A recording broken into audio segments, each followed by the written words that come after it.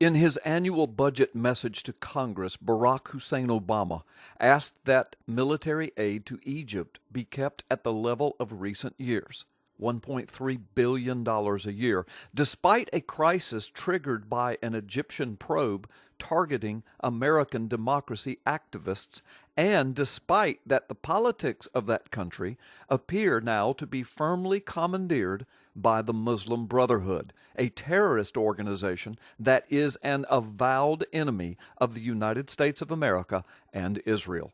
The proposals are part of Obama's budget request for fiscal year 2013, which begins October 1st of this year.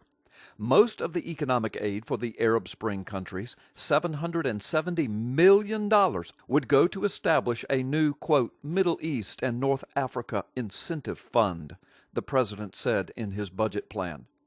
Let me remind you that the so-called Arab Spring was aided and abetted by the Obama administration with an unconstitutional war in Libya. So far, the so-called Arab Spring has resulted in Egypt and Libya being in the hands of radical extremist Muslims and terrorist organizations.